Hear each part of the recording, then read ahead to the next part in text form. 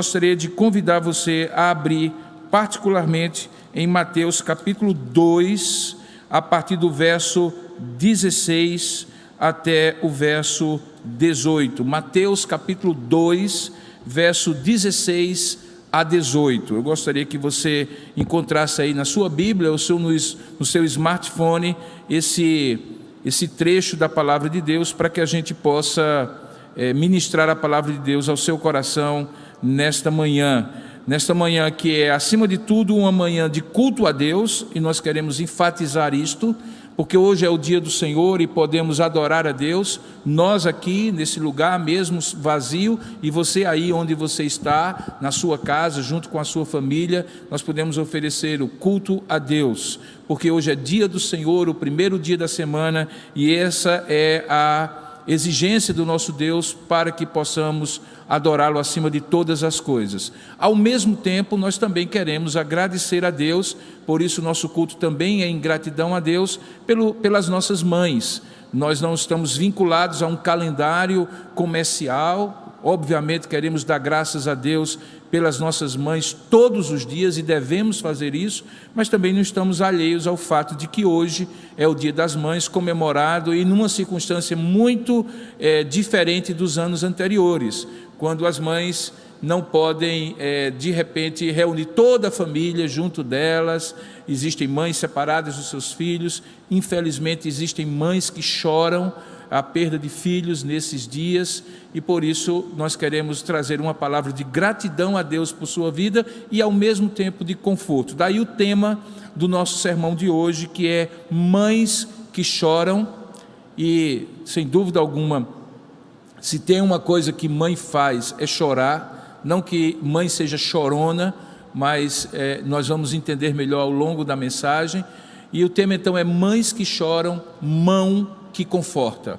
E obviamente nós estamos apontando esta mão ou estas mãos para Deus, porque nós cremos que Ele é quem conforta. Abra, portanto, a sua Bíblia em Mateus capítulo 2, a partir do verso 16. Não estranhe o texto que eu escolhi e você vai entender ao longo da mensagem. Diz assim a palavra de Deus: vendo-se iludido pelos magos, enfureceu-se Herodes o Grande, grandemente, e mandou matar todos os meninos de Belém e todos os seus arredores, de 2 anos para baixo, conforme o tempo do qual com precisão se informara dos magos.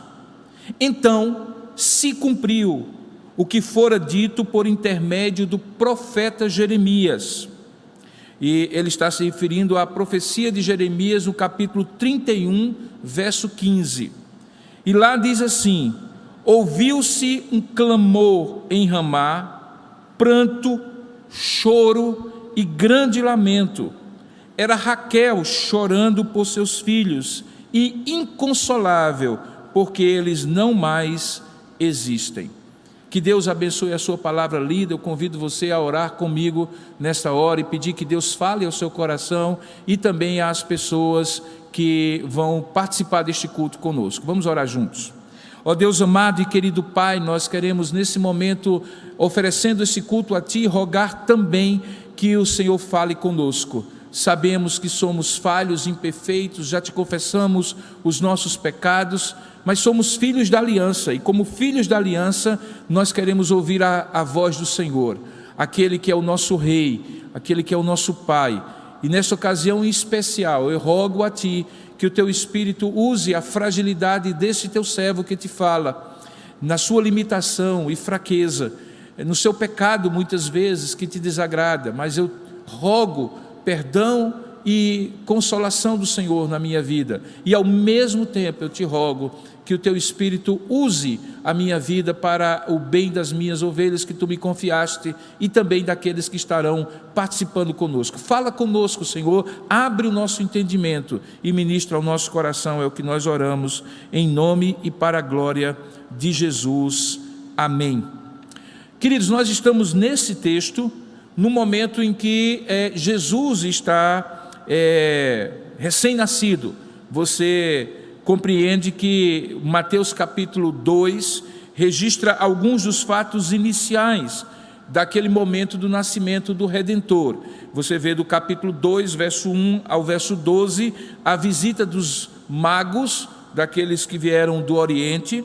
Depois você percebe que na volta da visita daqueles magos, Herodes o Grande, que havia construído o grande templo, ou reconstruído o grande templo de Jerusalém, e que se considerava rei dos judeus, e embora não fosse, do ponto de vista espiritual, ele aborda os magos, e eles são advertidos que não voltem à presença de Herodes. Herodes já havia abordado-os para saber onde nasceria o suposto, segundo as suas palavras, rei de Israel.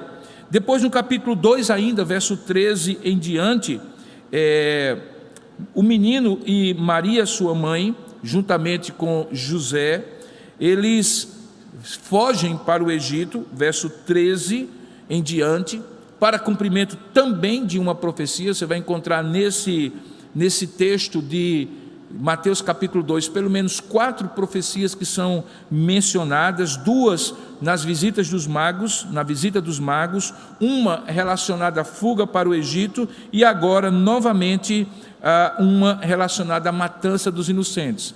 Porque enquanto Jesus, Maria e José estavam no Egito, Herodes faz um cálculo que, não tendo achado o lugar daquele que supostamente cumpriria a profecia e seria o Messias, o rei de Israel, ele deveria tomar uma medida drástica, ímpia, cruel, de ceifar a vida de todas as crianças de 2 anos para baixo. E veja que Herodes conhecia a profecia, porque ele diz que manda matar todos os meninos de Belém da Judéia, ou Belém de Judá, inclusive porque havia sido mencionado pelos magos que assim dizia a profecia, que o Messias viria da tribo de Judá e nasceria em Belém. E ele o faz de tal maneira que a gente chamaria isso de genocídio, porque diz o texto que todas as crianças de 2 anos para baixo, em Belém, em todos os seus arredores, foram mortas. E ao serem assassinadas pelo Estado ali representado em Herodes, por aquele governante ímpio que não admitia, ou aparentemente não admitia, o fato de que a profecia haveria de se cumprir, e de fato o Messias haveria de vir, e já tinha nascido, e provavelmente tinha por essa altura do tempo 2 anos, ele então resolve tomar essa decisão, e resolve tomar esse ato ímpio e cruel. O fato é que, ao fazer isso, Herodes, segundo a maneira que Deus inspirou Mateus a compreender, daí o Evangelho de Mateus registra essa matança dos inocentes, Herodes acaba com seu ato ímpio, cumprindo uma profecia que estava em Jeremias capítulo 31, verso 15, que nós lemos, e que retrata um momento em que em Ramá, lamentação e choro amargo, ou lamentação e grande pranto, foi ouvido por Raquel chorando por seus filhos, e negando-se, diz o texto, a ser consolada por causa dos seus filhos, porque eles já não existem. O problema é que essa profecia é mais do que simplesmente um relato ou um registro de uma história. Veja, quando a gente vai para Gênesis capítulo 30, no verso 22 a 24, a gente descobre que Raquel teve 2 filhos. O primeiro deles foi José, e mais tarde ela teve Benjamim. Nós sabemos como a família de Jacó, em certo sentido, era uma família disfuncional. Ele tinha 2 mulheres, Lia e Raquel, e tinha 2 concubinas, e os 12 filhos que ele gerou de 4 mulheres diferentes. Eu imagino como é que era o ambiente familiar de todas essas mulheres juntas, com seus filhos, toda a competição. Isso inclusive está registrado na Bíblia Sagrada. Raquel teve então 2 filhos, José e Benjamim. Mas a Bíblia diz que Raquel morreu ao dar à luz o seu segundo filho, o que então nos traz um problema. Como entender esse choro desta Raquel aqui porque os filhos de Raquel não morreram antes dela mesma morrer. Pelo contrário, a narrativa diz que Raquel morreu justamente ao dar à luz o seu filho mais jovem, o seu último filho, que foi Benjamim. Ou, portanto, José e Benjamim estavam vivos quando Raquel morreu. É interessante notar que o que nós temos aqui é um cumprimento de uma profecia que usa a figura de Raquel como a grande mãe em Israel. É esse o melhor entendimento dessa profecia. Raquel é usada simbolicamente aqui para ser a representação das mães de Israel. Ainda hoje, em Israel moderno, Raquel é vista como a mãe da nação. Se Davi é o grande rei e a grande figura, tanto é que o símbolo de Israel é a estrela de Davi, Raquel é a mãe maternal, aquela figura maternal de Israel.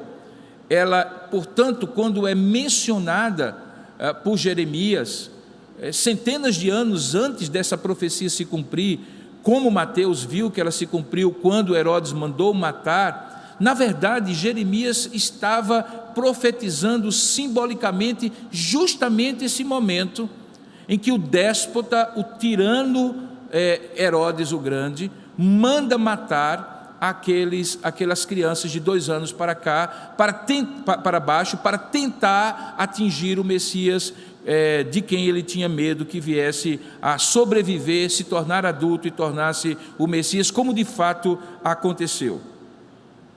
Portanto, Raquel aqui é mais do que simplesmente uma mãe, e certamente ela simboliza a maternidade em Israel.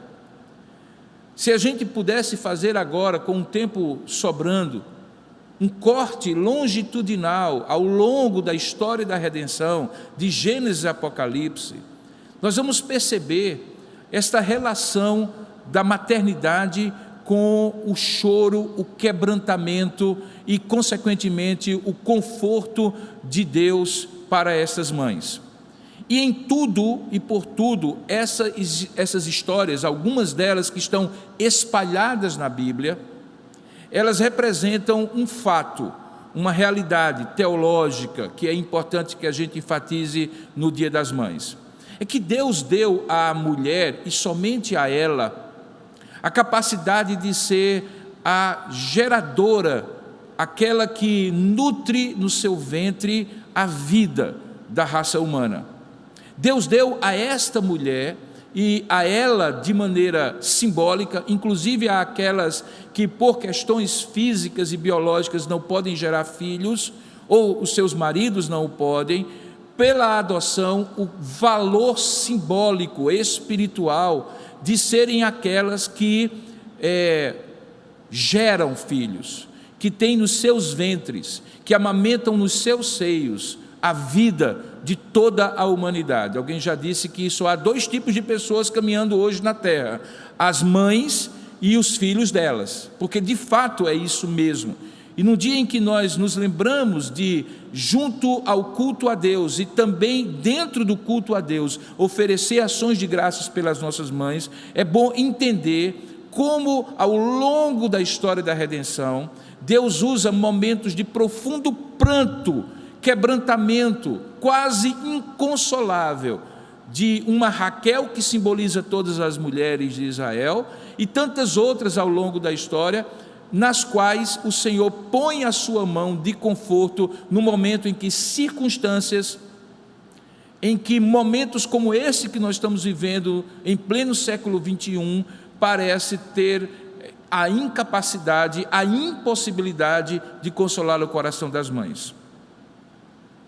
Eu lembro a você que talvez uma dessas histórias, que nós não podemos deixar de mencionar, é exatamente o choro de mães que veem também uma perda inconsolável. E aí eu peço a você que abra a sua Bíblia, não mais em Mateus capítulo 2, mas agora em Lucas, e particularmente em Lucas capítulo 23, a partir do verso 27. Eu gostaria de fazer a conexão desses dois textos. Veja, um se refere ao início da vida de Jesus Cristo, quando ele era um bebê de menos de 2 anos, fugido para o Egito, junto com Maria e José, e toda aquela nação de Israel pranteia a decisão do tirano Herodes, que manda matar as crianças. Nós estamos, portanto, no início da história de Jesus. Agora, nesse texto de Lucas, nós vamos dar um pulo de mais de 30 anos para ver o momento, provavelmente, último de vida de Jesus Cristo antes da sua crucificação. O texto de Lucas, capítulo 23, diz o seguinte: enquanto Jesus estava indo para o Calvário, seguia-o, veja aí o verso 27, 23, 27 de Lucas, seguia-o numerosa multidão de povo e também mulheres que batiam no peito e o lamentavam. A palavra é a mesma que é usada lá em Mateus capítulo 2, é um choro profundo de lamento. E diz o texto que Jesus, em dado momento, naquela via dolorosa, volta-se, veja aí o verso 28, volta-se para elas e diz assim: filhas de Jerusalém, não choreis por mim, chorai antes por vós mesmas e por vossos filhos, porque dias virão em que se dirá: bem-aventuradas as estéreis, que não geraram, nem amamentaram. Nesses dias dirão aos montes: caí sobre nós, e aos outeiros: cobri-nos. Porque se em lenho verde, referindo-se a ele, fazem isto, o que será feito no lenho seco? E juntamente com ele, outros 2 eram levados, os ladrões que foram crucificados ao lado dele. Aquela palavra de Jesus, no momento em que ele está na via dolorosa e ouve e sente o clamor daquelas mulheres, algumas das quais o seguiam junto com aquelas grandes multidões, os apóstolos e assim por diante. Certamente a sua mãe Maria, agora vendo o seu filho, homem feito, conhecendo que ele era o Messias, não mais aquele bebê com quem ela tinha fugido para o Egito, sendo crucificado, ou em vias de ser crucificado, carregando uma pesada cruz, sendo julgado e acusado injustamente, quando veio, na verdade, para redimir os nossos pecados. Todo aquele choro e pranto da via dolorosa tem da parte de Jesus uma interpretação, uma abordagem que transcende a dor que aquelas mulheres estavam sentindo por ver o Salvador sendo injustamente julgado e injustamente em vias de ser crucificado. E novamente nós encontramos na história da redenção um significado que transcende a maternidade enquanto a relação de mãe e filho. Da mesma maneira que no começo, em Mateus capítulo 2, aquela Raquel era uma representação simbólica do choro e do clamor que em Israel sempre deveria existir, particularmente naquele momento que Herodes, séculos depois, haveria de matar aquelas crianças. Agora Jesus se dirige àquelas mulheres, algumas que certamente eram mães, e as chama de filhas de Jerusalém. E redefine, ressignifica o valor do choro daquelas mulheres. Perceba que ele diz assim, verso 28, não choreis por mim, chorai antes por vós mesmas e por vossos filhos. Eram as mães que ele chamava de filhas de Jerusalém, que Jesus estava proferindo aquelas palavras. E para onde Jesus estava apontando que o lamento, o choro e a dor daquelas mulheres deveria ir? Não apenas para ele, como se fosse algo de pena, de dó, de sentimento de perda daquele homem tão justo, tão bom que Jesus é, mas principalmente para aquilo que haveria de acontecer a partir do momento em que o povo de Deus, para quem Jesus veio, rebelou-se contra o Senhor e não recebeu Jesus como Messias. Lembra de João capítulo 1, verso 11, em que se diz que ele veio para o que era seu, mas os seus não o receberam. Aquele fato trazia sobre o povo de Israel um juízo, e nós sabemos que esse juízo aconteceu efetivamente quando no ano 74, entre 70 e 74, as tropas romanas invadiram Jerusalém. Isso inclusive está profetizado no chamado sermão profético escatológico de Jesus, no mesmo evangelho de Mateus, em que Jerusalém foi destruída, e aquilo que Herodes fizera 30 anos antes, nas cercanias de Belém, agora em Jerusalém tinha uma dimensão ainda maior, porque eram tropas do imperador Domiciano, do general que estava ali tomando a frente com as tropas romanas e destruindo Jerusalém. E aí a gente encontra esse fato, esse relato em que Jesus diz assim: olha, dias virão, e quando esses dias vierem, vocês certamente irão chorar, mas não por mim, porque ele aí se compara: eu sou como um lenho verde. Esse lenho verde que ele fala é a sua própria pessoa, que tem vida e que é doador de vida, e que quando ele é ali trucidado e crucificado, no entanto não é destruído, porque o lenho verde demora mais para queimar, como nós sabemos, e Jesus usa essa metáfora para dizer que ele sobreviverá à morte, ressuscitando ao terceiro dia, como de fato aconteceu. Jesus, no entanto, direciona o choro inconsolável e o lamento daquela mulher para os seus filhos, que ele chama de lenhos secos, aqueles que vão ser consumidos pela destruição que o general Tito faz ali em Jerusalém. O fato é que, quando nós olhamos Raquel, simbolicamente a mãe de Israel, chorando pelos seus filhos, e ao mesmo tempo vemos agora as filhas de Jerusalém chorando pelos seus filhos, quando ali acontece que as tropas ao comando do general Tito entram em Jerusalém, e ali acontece a grande destruição de Jerusalém. Nós podemos aferir dessas duas menções pelo menos 3 lições. Eu gostaria de compartilhar sobre elas com você. A primeira delas é que é possível que mães chorem de maneira legítima por perdas cotidianas relacionadas aos seus filhos. Mas o mais importante é que o choro dessas mães seja canalizado, seja direcionado para um quebrantamento espiritual diante de Deus pela vida eterna dos seus filhos. Eu vou colocar isso em outras palavras. Certamente toda mãe, todo pai, de certa maneira também, chora quando os filhos adoecem, quando os filhos têm as suas primeiras desilusões amorosas na adolescência, quando eles passam por situações de frustração na vida acadêmica e eventualmente são reprovados em alguma disciplina ou matéria, ou têm que repetir de ano, como algumas vezes acontece.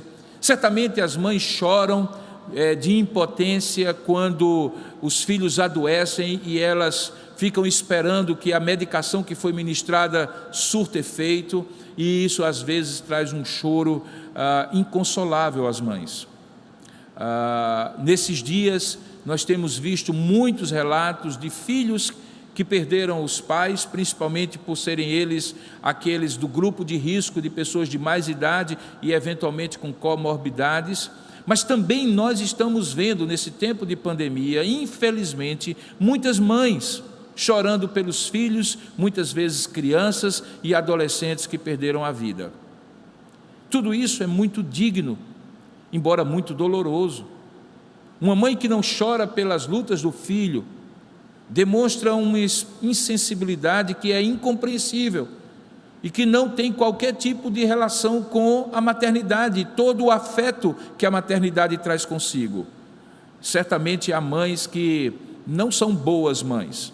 Eu costumo dizer isso com muito cuidado, porque eu não quero ofender a memória de algumas mães que partiram e que deixaram marcas não muito agradáveis em seus filhos.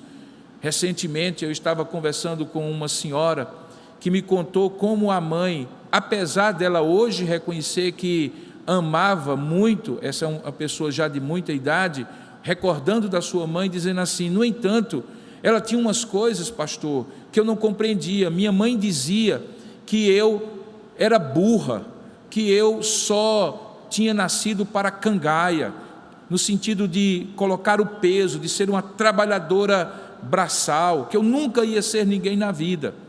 E muitas vezes, quando eu ia para o colégio, lá no sítio onde eu morava, eu pegava ali aquela cartilha e começava a aprender. Ela falou o beabá, como era antigamente, a maneira de alfabetizar fonética, e quando eu não conseguia, eu lembrava daquela voz. Eu estou falando de uma pessoa que perdeu a mãe há muito tempo e que tem muitos anos de vida, portanto uma memória muito antiga, e eu ouvia a voz da minha mãe dizendo assim: você é burra, você não vai dar para nada, a não ser para cangaia, como um bicho. Veja que é possível sim, infelizmente, que algumas mães não tenham sido boas mães, tenham abandonado seus filhos, tenham tratado mal. Mas, via em regra, a mãe é aquela que acolhe, que consola, que sente o choro e a dor do filho. Tanto é que quando Deus quer comparar o acolhimento extraordinário que Ele oferece aos seus filhos, Ele usa o exemplo extremo. Ele diz assim: pode ser que o pai ou a mãe te desamparem, mas eu não desampararei, usando para isso o exemplo que se espera de um pai e particularmente de uma mãe, que é de chorar, confortar e estar junto, acolhendo seus filhos. Tudo isso é muito digno, muito legítimo, mas deixa eu lhe dizer um choro que transcende tudo isso, e que é importante que você chore. Não um choro inconsolável, mas um choro que a boa mão do Senhor pode lhe confortar, que é o choro sobre ou por causa da vida espiritual e eterna dos seus filhos.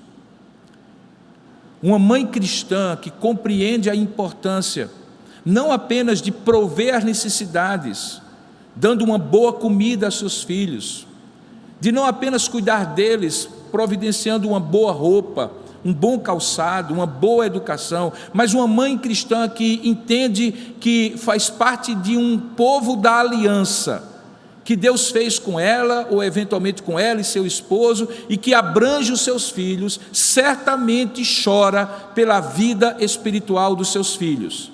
Certamente chora quando não Herodes o Grande, mas o nosso grande inimigo, Satanás, tenta matar os nossos filhos na sua vida espiritual. Isso não acontece apenas quando eles têm 2 anos para baixo, acontece ao longo da vida inteira, quando eles estão na adolescência, nas primeiras experiências amorosas e eventualmente sexuais deles, com todo o risco e imaturidade que isso implica. Quando estão sob a influência de amigos que eles gostam, mas que nós olhamos como pais, e particularmente as mães, com aquele discernimento próprio da mulher, percebe que não são boas companhias. Quando eventualmente eles se fixam num determinado relacionamento e consideram a possibilidade do casamento, e a mãe muitas vezes observa que talvez aquela mulher não seja a mulher ideal para o seu filho. Eu não estou falando daquela brincadeira que nós fazemos entre nora e sogra. Eu estou falando realmente de algo em que a mãe discerne que aquela mulher não é a esposa que o filho precisa. Em todos esses momentos existe de alguma forma uma ação do inimigo para destruir a vida dos nossos filhos pelas circunstâncias e instrumentos que muitas vezes estão na vida espalhados. E nesta hora, mamãe, mãe da Igreja Presbiteriana de Tambaú, a quem eu dirijo particularmente a minha palavra, mas a todos vocês que estão nos assistindo, e particularmente às mães, é hora de chorar por esses filhos, chorar diante de Deus, chorar não pela destruição que já aconteceu, como Raquel, simbolicamente representando as mães de Jerusalém, de Israel, chorava naquele momento. Não, chorar pela destruição que pode ser evitada, porque junto ao choro vem a oração, junto à oração vem a intercessão, junto à intercessão vem o jejum, aquele preço que não é pago no sentido de garantir, mas que é uma renúncia, muitas vezes semelhante àquela quando tiramos do nosso prato para dar ao filho, e na oração todo o nosso foco não é nos nossos pedidos e desejos, mas nas necessidades do filho.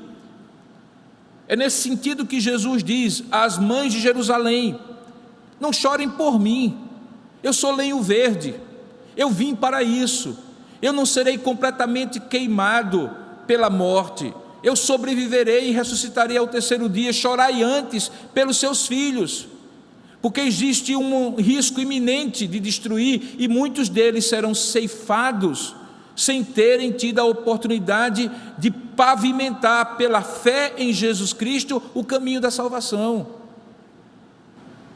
Portanto, há um choro que transcende qualquer outro choro da mãe no cotidiano, é o choro pelo bem-estar espiritual dos seus filhos. Mães, chorem aos pés do Senhor pelos seus filhos, nenhuma dessas lágrimas será perdida.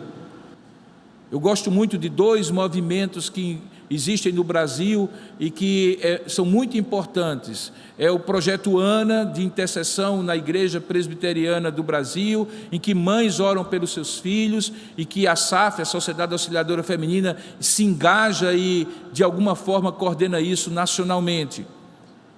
E o primeiro projeto é o Desperta Débora, que foi criado pelo reverendo Jeremias Pereira e pelo pastor também reverendo Marcelo Gualberto, de muitos anos atrás. E há um lema que frequentemente nesses movimentos de intercessão de mães pelos filhos é posto, é dito, para incentivar as mães a entender esse papel de intercessoras pelos seus filhos. É que diz que quando a mãe está de joelhos, é garantia de que o filho estará de pé. Mães de joelhos, filhos de pé. É mais ou menos exatamente esse o ponto que eu gostaria de enfatizar aqui. Ao choro da queda, ao choro do problema, ao choro da enfermidade, tudo isso é choro de mãe, e um choro importante, porque representa afeto e preocupação. Mas não chore tanto por essas coisas, quanto você deveria chorar aos pés do Senhor pelo bem-estar espiritual dos seus filhos, porque isso vale muito mais do que qualquer outra coisa. O segundo aspecto que eu gostaria de trazer a você a partir desses dois textos é que o lamento que é referido em Mateus capítulo 2 e em Lucas capítulo 3, e que no capítulo 2 de Mateus é ainda mais explícito, é um lamento inconsolável. A Bíblia diz aqui em Mateus capítulo 2, se você reabrir no texto, que uma das características daquele choro, daquela Raquel simbólica, é que diz que ela, ainda no verso 18 do capítulo 2 de Mateus, que tendo ouvido-se um clamor em Ramá, pranto, choro e grande lamento, é identificado que Raquel estava chorando pelos seus filhos. Mas veja a última frase: inconsolável, porque não mais existem. A palavra inconsolável que é usada aqui em Mateus é uma palavra que nos remete à ação espiritual e consoladora do Espírito Santo de Deus. E o Espírito Santo é o instrumento divino para aplicar, como Deus e terceira pessoa da Trindade que Ele é, faz parte na trindade econômica, na distribuição de missões que o Pai, o Filho e o Espírito Santo fizeram de eternidade a eternidade, aquilo que a gente chama na teologia de trindade econômica. Cabe ao Espírito Santo aplicar a obra da salvação, toda a obra da salvação. desde o convencimento do pecado, do juízo e da justiça, como diz o escritor do Evangelho de João, até mesmo a regeneração, que é a mudança de coração do homem, de um coração de pedra para um coração de carne sensível a Deus. Essa regeneração, a união mística com Cristo, a filiação na família da fé, no corpo de Cristo, e todas as ações de redenção dentro da graça de Deus para a transformação do ser humano e a salvação dele, são ministradas pelo Espírito Santo. Em certo sentido, é o Filho que morre, sem dúvida alguma, é Ele que provê toda a condição, tanto legal como espiritual, para que a salvação aconteça, mas é o Espírito Santo, tão Deus quanto o Pai e o Filho, que ministra, que aplica a obra da salvação. E aqui nós encontramos Raquel, simbolicamente, como uma mulher que está inconsolável. Ora, quem consola, quem conforta, quem faz a obra de Deus ser plena no coração humano é o Espírito Santo. E aqui nós deduzimos uma aplicação desse texto, ainda que eventualmente esse texto seja um texto profético de Jeremias, que é aplicado em Mateus. É que aquele choro que eu me referi no primeiro momento da minha mensagem, que deve ser o choro da mãe, não pela queda da criança, não pela frustração amorosa do adolescente, mas pela vida espiritual dos seus filhos, em qualquer época, mesmo homens e mulheres feitos, esse choro, ele não pode ser o choro do desespero, da falta plena de consolo, como era o caso de Raquel. Porque no caso específico dessa Raquel, que representava as mães de Israel, de fato, já não havia mais o que fazer. Todas aquelas crianças de 2 anos para baixo já tinham sido assassinadas por Herodes o Grande. Nada traria aquelas crianças de volta. Era um choro inconsolável, irredutível. Não tinha mais como voltar atrás.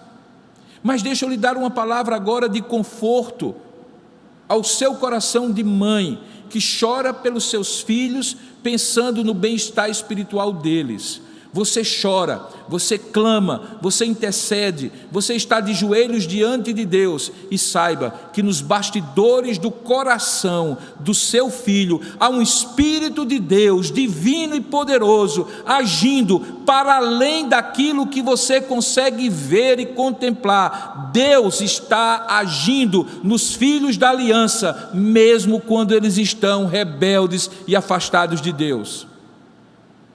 Frequentemente mães e pais me perguntam: pastor, o que é que eu posso fazer agora?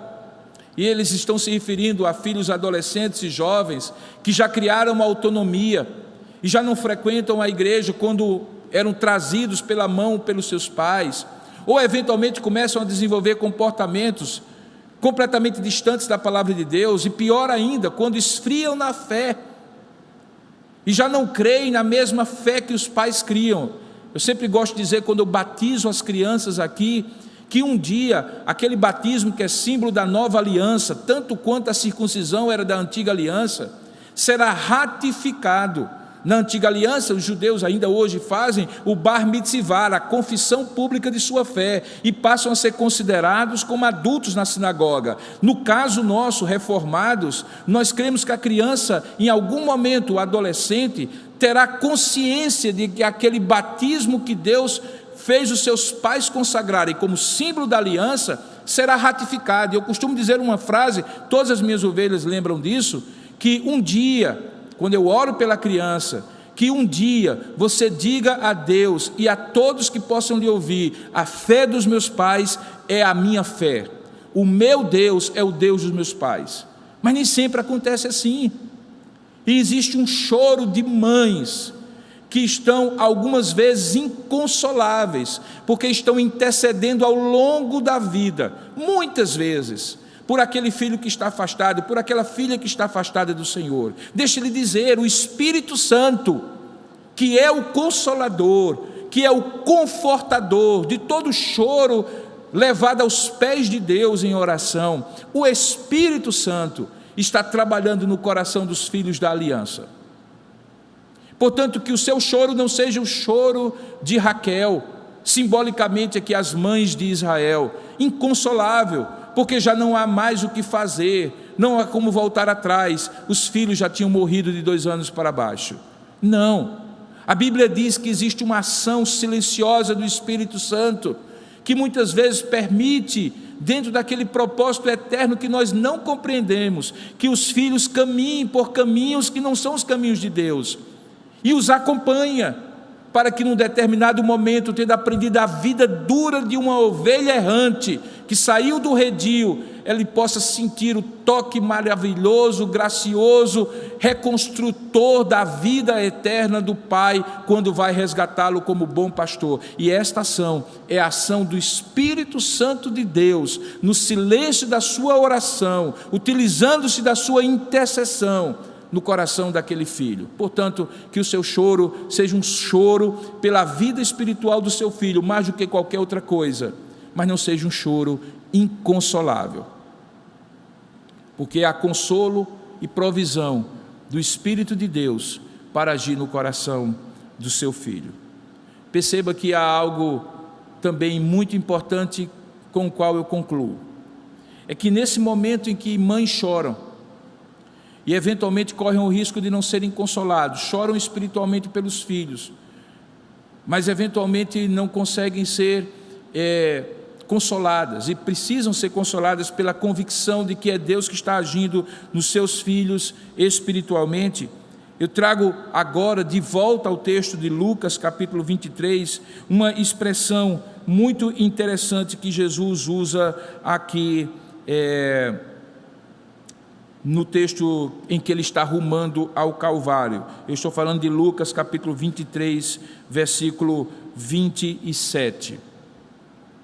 Aquele momento em que Jesus estava caminhando na Via Dolorosa, foi basicamente o último momento antes do próprio espetáculo da cruz, o momento em que ele é crucificado, e obviamente que eu estou usando a palavra espetáculo no sentido genérico, porque não havia nada festivo aquilo ali, e que certamente nós podemos deduzir, por óbvio, por todos os textos bíblicos aqui, certamente Jesus estava aqui acompanhado de mulheres, algumas daquelas mulheres que o acompanhavam, dentre as quais Maria, a sua mãe. E aqui eu quero dar uma palavra muito especial, especialmente aos nossos amigos católicos romanos, que costumeiramente nos sermões, costumeiramente nos dias das mães, lembram da figura de Maria, mãe de Jesus Cristo. E eu costumo dizer que o grande risco que nós temos quando pensamos na figura de Maria é de termos Maria de mais ou Maria de menos. E normalmente são os católicos romanos que correm o risco de terem Maria de mais e os protestantes que correm o risco de ter Maria de menos. Maria de mais é quando alguém diz que ela é co-redentora, co-intercessora na obra redentiva de Deus, e de fato não é. A Bíblia diz claramente que Maria, apesar de todo o seu caráter e virtude, quando ela foi escolhida, ela mesma se reconhece como pecadora, falha, imperfeita e graciosamente, não meritoriamente escolhida por Deus. Então, alçar Maria a uma posição para além daquilo que a Bíblia diz, pode até ser algo afetivo, que nos remete à figura materna que nós temos em casa, e que muitas vezes criou o bordão, peça à mãe que o filho atenda, o que não é bíblico. A Bíblia diz que o nosso único intercessor e redentor é Jesus Cristo. Mas nós, protestantes, eventualmente corremos o risco, e alguns têm de fato feito isso, de subestimar o papel de Maria, e aí eu chamo de Maria de menos, porque Maria certamente não foi uma mulher como outra qualquer, ela foi escolhida, aquela virgem que se vê gerando um filho no seu ventre, sem ter tido relações sexuais com o seu marido José, ela foi escolhida de maneira extraordinária.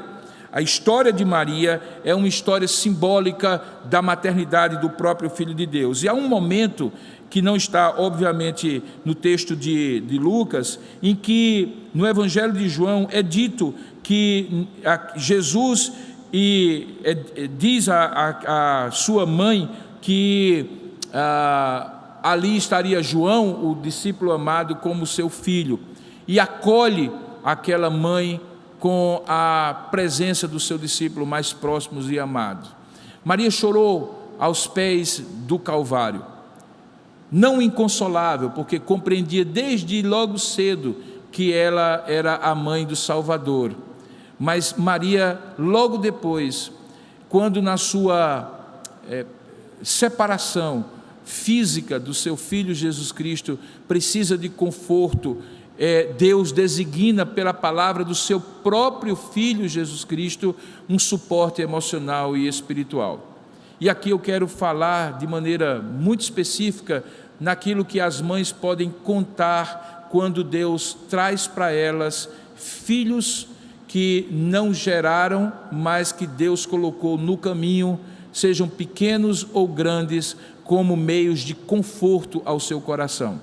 Algumas mães aqui da igreja costumam dizer que me veem como pastor, mas também como um filho. Eu sou sua mãe, muitas vezes até mesmo para tentar puxar a minha orelha e dizer, como uma mãe diz a um filho, que eu me cuide, que eu emagreça porque estou ficando muito gordinho, que eu faça exercício físico, que eu durma bem, essas coisas que mãe faz para filho. E que eu imagino que de alguma maneira era a relação que existia também na época de Jesus. Algumas chamam-se, quando se dirigem a mim, olha, eu sou a sua mãe torta, no sentido de que não me geraram, mas têm o afeto da maternidade. Se isso é verdade, quando as mães, de maneira maternal, como só elas fazem, conseguem escolher pessoas que não geraram e têm um afeto maternal de cuidar como são mães, como se fossem mães, deixa eu lhe dizer, o inverso também é verdade. Há aquelas mães que eventualmente já sentiram a dor da perda do filho, a morte, como algumas que nós temos aqui, ou que eventualmente veem o distanciamento do filho, seja afetivo ou mesmo físico, porque moram longe. A elas certamente Deus proverá filhos do coração que sirvam de consolo, e a quem Deus dirá, como disse a Maria e a João, mulher, eis aí o teu filho, filho, eis aí a tua mãe. E ao fazer isso, continua sendo a obra consoladora do Espírito Santo de Deus, provendo para a mãe o conforto que Raquel simbolicamente achava que não tinha como ter.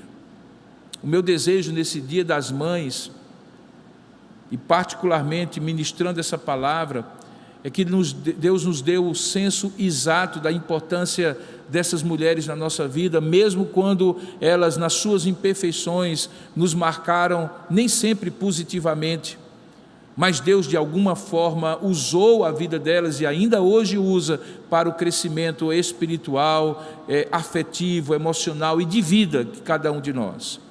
A minha palavra não é uma palavra de homenagem às mães, porque eu acho que esse papel cabe a você, filho. E eu costumo dizer que há certas coisas que nenhuma outra pessoa pode fazer para uma mãe do que um filho.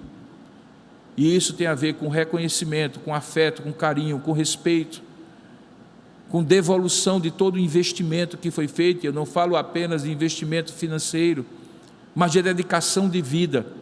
Alguns muitas vezes postam nas redes sociais a figura de uma pessoa idosa, normalmente um homem, sendo cuidado por um filho, e com o slogan, a vida se inverte, quem cuidou agora é cuidado. Se isso é verdade entre filhos e pais, deixe-me dizer, é muito mais importante ainda que seja verdade entre filhos e mães. Há mães que precisam ser cuidados, filhos, ser cuidadas, filhos que estão me ouvindo. Há mães que precisam ser compreendidas. Há mães que precisam ser acalentadas como elas acalentaram você no braço e no peito durante muitos anos. Há mães que precisam ser supridas nas suas necessidades espirituais. Eu não julgo ninguém quando eventualmente dentro das dificuldades da vida dispõe um abrigo de idosos para a mãe ou o pai, porque não pode cuidar delas. Mas certamente fazer isso, deixando-os abandonados, e nessa pandemia isso ficou tão claro, amontoados em lugares sem visitas, sem cuidados, completamente destituídos do afeto fraterno, amoroso, maternal e paternal do filho, devolvendo a essa mãe, a esse pai, tudo o que ele recebeu. Certamente isso não é agradável aos olhos de Deus. O pior é quando nós temos as mães ainda próximo de nós e vivemos como se elas não existissem, como se fossem ultrapassadas, descartáveis. E certamente não é isso que Deus ensina no simbolismo daquele momento em que ele chega para João e diz: eis aí a tua mãe, e chega para a mãe: eis aí o teu filho. É preciso acolhimento, para que o choro da mãe não seja o choro da frustração, da revolta, da tristeza e do lamento inconsolável. O meu desejo sincero é que, mesmo separados como nós estamos, não podendo nos abraçar e nos beijar como as mães gostam de fazer aos domingos, os dias das mães, ter todos os filhos ao seu redor, que a presença de Jesus lhe conforte, e que, se você tiver de chorar, não chore apenas de saudade, chore pela vida espiritual dos seus filhos, e que Deus use outros, eles mesmos ou outros, como filhos que possam confortar o seu coração e lhe dar o devido valor. Essa é a minha palavra, o meu desejo e a minha oração por você. Que Deus nos abençoe.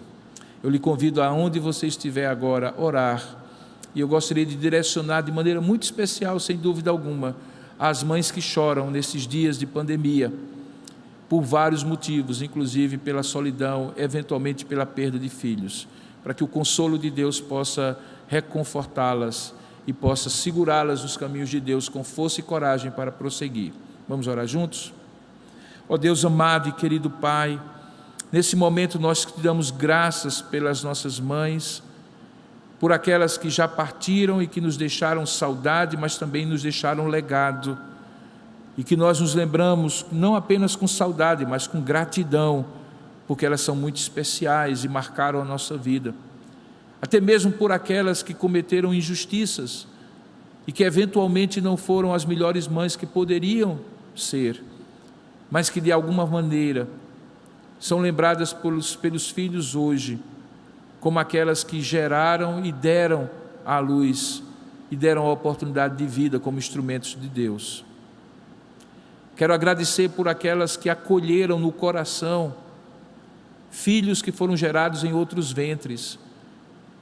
Ó Deus, no amor talvez mais próximo daquele amor que o Senhor tem para conosco quando nos adotou como filhos, mesmo não sendo naturalmente filhos teus.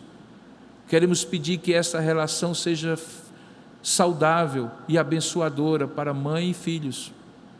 Quero rogar de maneira especial por aquelas que nesses dias de pandemia estão chorando a perda dos seus filhos.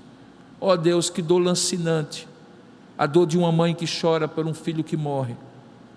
Nenhum de nós compreenderia isso, Pai, nenhum de nós jamais compreenderá. E por isso pedimos que o que é incompreensível e inconsolável por nós, seja completamente consolado e confortado pelo Teu Espírito de maneira abundante, generosa e graciosa, Pai. Visita o coração de mães que estão enlutadas nesses dias. Visitam corações de mães que estão isoladas, deprimidas, entristecidas pela saudade e pela ausência dos filhos. Mas também visita o coração de muitos filhos que ouviram essa mensagem, para que possam compreender que não é apenas uma questão de devolver aquilo que foi investido, mas de reconhecer, homenagear e dar a honra devida àquela que o Senhor usou para que tivéssemos, como de fato temos, vida. Abençoa os filhos para que sejam filhos de fato amorosos, cuidadosos e respeitadores de suas mães. Oramos, ó Pai, enfim, para que este dia, mesmo sendo completamente diferente de tudo aquilo que nós já vivemos como o Dia das Mães, seja um dia de mais alegria do que de tristeza, de mais conforto do que de lamento, e que o Senhor nos dê em breve a possibilidade de abraçar e sermos abraçados, de beijar e sermos beijados. Abençoa-nos, ó Pai, pois é isso que nós te oramos em nome e para a glória de Jesus Cristo, nosso Senhor. Amém.